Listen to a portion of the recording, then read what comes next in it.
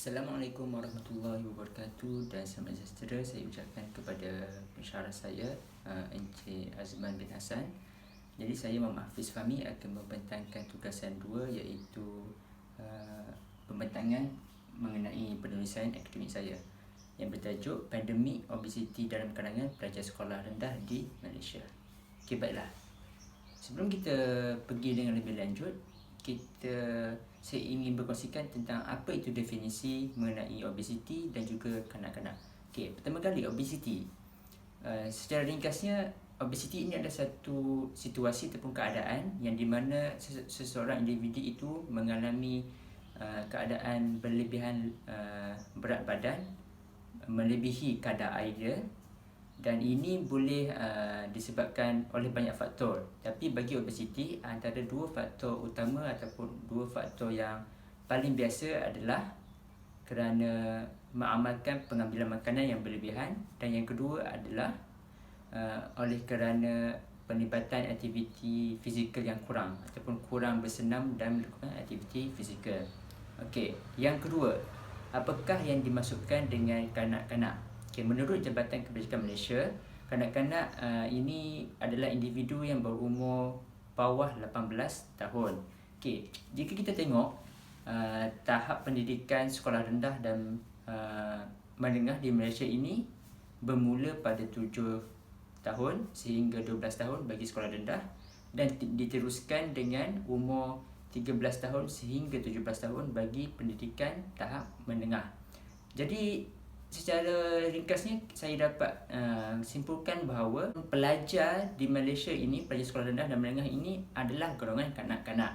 Okey, jadi penulisan saya berkenaan masalah obesiti dalam kalangan pelajar sekolah rendah di Malaysia. Okey, kenapa saya katakan masalah obesiti ini berpunca daripada sekolah ataupun sekolah juga menyumbang kepada permasalahan ini? Okey, yang pertamanya iaitu oleh kerana faktor makanan yang tidak sihat, iaitu berkaitan dengan pengusaha kantin, dan yang kedua adalah implementasi subjek pendidikan jasmani dan kesihatan yang lemah di sekolah yang melibatkan pentadbir sekolah dan juga ibu bapa. Okey, baiklah. Mari kita lihat kepada permasalahan yang pertama, iaitu isu pemakanan yang tidak sihat di sekolah, di kantin sekolah. Okey, jika kita lihat ada beberapa sebab saya utarakan masalah ini, kerana yang pertama, menu yang disediakan oleh para pengusaha kantin adalah tidak seimbang. Okey, kerana tidak banyak pilihan sayur-sayuran ataupun buah-buahan yang ditawarkan di kantin sekolah. Dan yang kedua adalah pengusaha kantin banyak menyediakan ataupun menjual makanan berminyak. Contohnya nasi goreng, mi goreng, kuih goreng, ayam goreng, ikan goreng, semuanya bergoreng. Okey, dan seperti mana yang kita tahu, makanan bergoreng ini mengandungi minyak. Okey, bayangkan jika kita hari-hari makan makanan berminyak, adakah itu sihat untuk kita? Sudah spesiesnya tidak. Okey, dan seterusnya, pengusaha kantin juga banyak menjual minuman yang manis dan mengandungi perisa tiruan. Okey, jaranglah saya dapat lihat pengusaha kantin menyediakan air kosong. Ada tapi tidak banyak. Okey, mereka banyak menjual air sirap, air oren ataupun air perisa buah-buahan yang mengandungi gula yang banyak dan juga mengandungi perisa tiruan, yang sudah semestinya tidak elok untuk kanak-kanak ataupun pelajar sekolah rendah.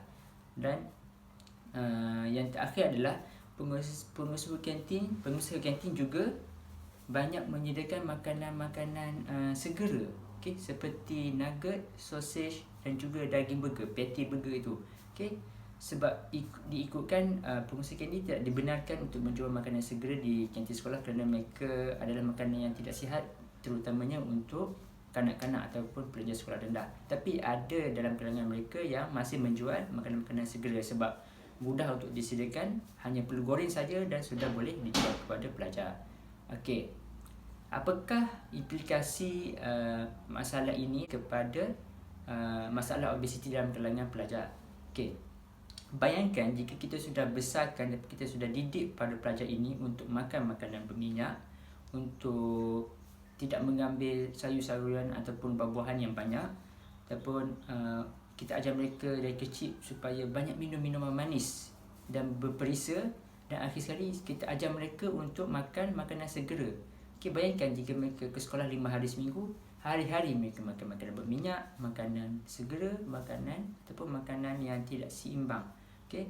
Jadi amalan ini boleh dibawa ke dalam diri mereka secara tidak sedar. Ingat, punca obesiti adalah pengambilan makanan yang berlebihan ataupun tidak sihat dan juga kurang aktiviti fizikal. Okay, yang kedua adalah mengenai isu implementasi subjek PJK yang lemah di sekolah. Isu ini berpunca daripada beberapa faktor, iaitu pentadbiran sekolah dan juga ibu bapa. Saya mulakan dengan ibu bapa.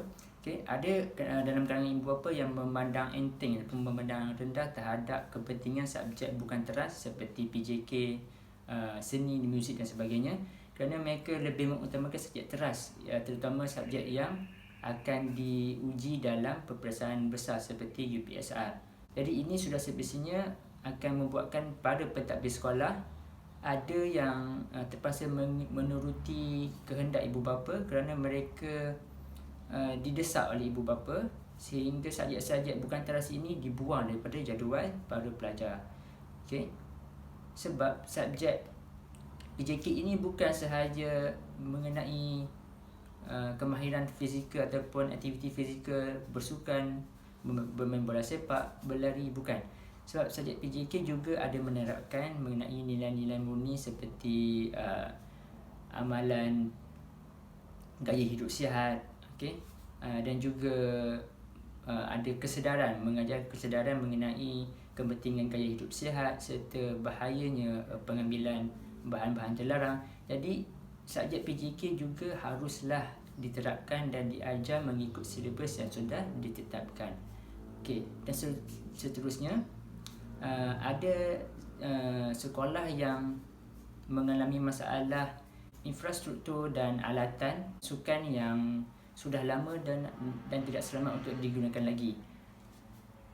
Hal ini demikian kerana peruntukan untuk sukan sudah digunakan untuk tujuan lain. Okay, seperti menaik taraf bangunan sekolah yang di mana peruntukan itu sepatutnya digunakan untuk kemudahan sukan, kerana ada pentadbir sekolah ini beranggapan subjek sukan ini ataupun PJK ini tidak penting. Okay, ikutkan bidang sukan ini sama pentingnya dengan subjek-subjek lain. Sebab itu ia dimasukkan ke dalam silibus pendidikan Malaysia. Dan seterusnya, akibat daripada amalan ini, jika infrastruktur dan peralatan sukan tidak selamat, maka subjek PJK tidak dapat diterapkan dengan berjayanya, kerana ini akan menghadkan pergerakan ataupun implementasi subjek PJK. Ada aktiviti yang tidak dapat dilakukan kerana tidak cukup alatan ataupun alatan tidak selamat untuk digunakan. Okay. Jadi apakah akibat daripada amalan-amalan negatif ini?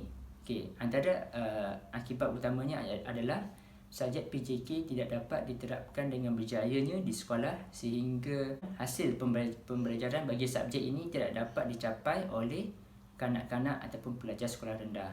Oleh itu, ramai pelajar sekolah rendah yang tidak mendapat kesedaran mengenai kepentingan amalan makanan sihat, kepentingan pengambilan makanan yang seimbang dan juga kepentingan mengamalkan gaya hidup sihat dengan melakukan aktiviti fizikal. Kerana semua ini akan diajar dalam subjek pendidikan jasmani dan kesihatan. Jadi bayangkan jika kita tidak mengajar pelajar-pelajar ini mengenai kepentingan ini, kerana kita tidak mementingkan subjek PJK ini di sekolah. Okey, akhir sekali, apakah langkah-langkah intervensi yang kita boleh lakukan untuk mengatasi masalah ini? Okey, bagi masalah makanan yang tidak sihat di kantin, pentadbir sekolah bolehlah bekerjasama ataupun memantau pengusaha kantin supaya mengikuti garis panduan penyediaan makanan yang sihat, serta mereka juga boleh melakukan kempen kepentingan makanan sihat bersama klinik-klinik kesihatan yang berdekatan dengan pengusaha kantin.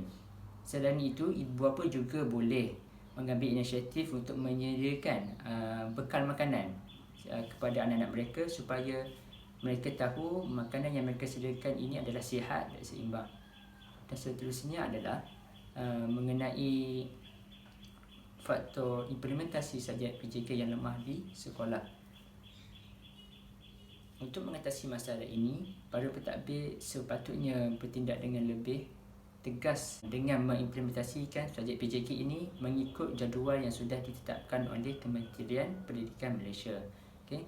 Walaupun ibu bapa cuba mendesak untuk membuang subjek ini daripada jadual, pentadbir sekolah seharusnya tegas dan tetap menjalankan subjek PJK ini di sekolah bagi memastikan tujuan pembelajaran dapat dicapai.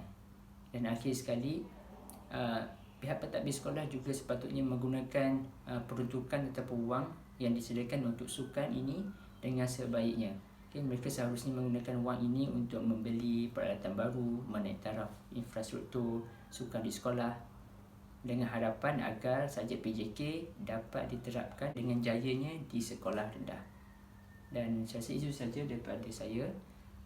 Jadi semua pihak haruslah bekerjasama dan berganding bahu untuk memastikan bahawa masalah obesiti di sekolah ini dapat ditangani dengan segera. Sekian, terima kasih.